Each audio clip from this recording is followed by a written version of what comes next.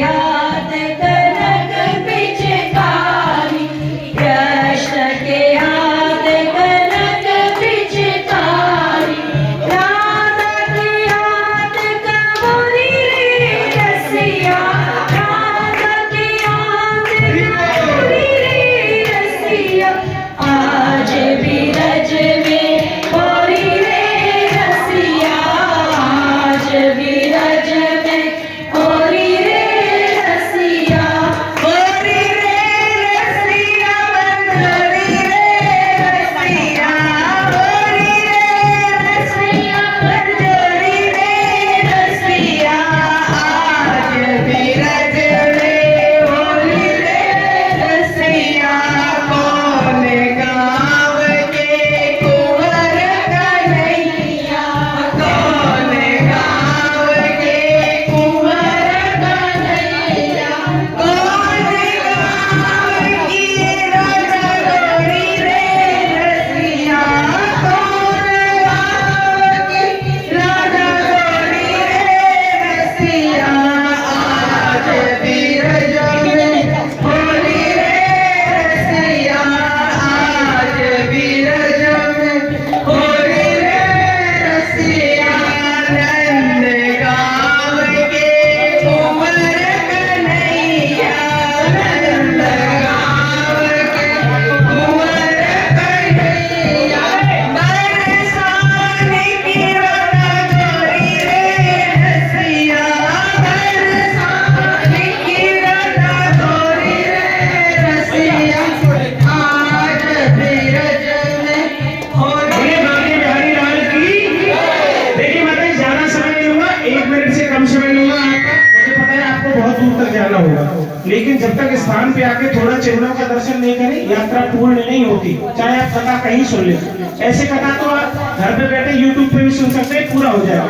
सुनिए सब आप लोग। देखिए ये जो शिला दर्शन आप कर रहे हो, माता जी पहले कथा ध्यान दे, कथा सुन लो। ठाकुर जी इससे प्राप्त होते हैं, आप जो जिन चीजों के पीछे चल रहे हैं उससे प्राप्त नहीं होंगे ठाकुर। कथा पे ध्यान दे। देखिए जो ये शिला का दर्शन आप कर रहे हो, ये शिला जो दिख रही है ना, ये शिला की महिमा थी। इन्हीं के लिए हमारे ठाकुर जी आते। ये शिला कौन थी? त्रेता युग में अयोध्या के राजा कुबराश हुए थे, उनकी बेटी थी कृष्णावती नाम था। पितापति मारे गए थे, भगवान विष्णु की घोर तपस्या की, वरदान मांगा पत्थर की मैं शिला बनूं जिसपे बालक रूप में आप बैठ के भोजन करो, आपकी झूठन मुझ कर दे, उस झूठन से मेरा उद्धार हो। तो हमारे ठाकुर जी नंदगाम से चल के आए, पैदल पैदल 5 वर्ष के लाला थे। ऊपर पहाड़ में गैया छोड़ी है, इस कन्या रूप शिला पर आकर के हमारे ठाकुर जी बैठे, जैसे चित्र में आप दर्शन कर लो। बीच में ठाकुर साथ में सगाए 56 भोग लगाए ठाकुर ने, जैसे आप अभी प्रसाद देख रहे हो। पात्र नहीं थे, सखाओं के कहने पे भगवान ने अपने दिव्य हाथ के स्पर्श से, जैसा कि आप अभी यहाँ दर्शन करेंगे, ये जो थाली का दर्शन आप कर रहे हैं, ये बलराम जी की थाली है, ये ठाकुर जी की है। ये ठाकुर का कटोरा, उधर बलराम जी का।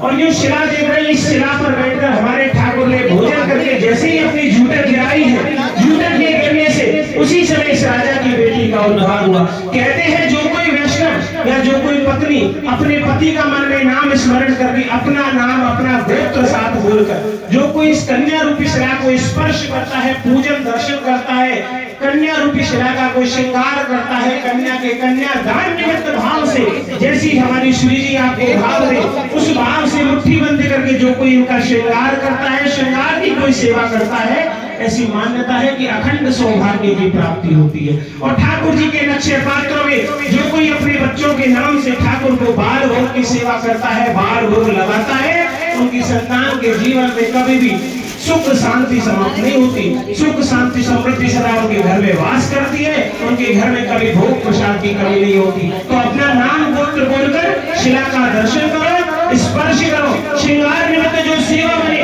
दान किसी का दिखाकर नहीं, आपको जो लगे जैसा राधा रानी भाव दे, किसी का देखकर किया गया दान, किसी को दिखाकर किया गया दान ठाकुर के चरणों में नहीं जाता।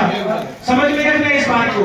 अगर किसी को देखकर दिखाकर कर रहे हो तो वो ठाकुर को नहीं लगता। बोलो बांके बिहारी लाल की, राधा रानी की।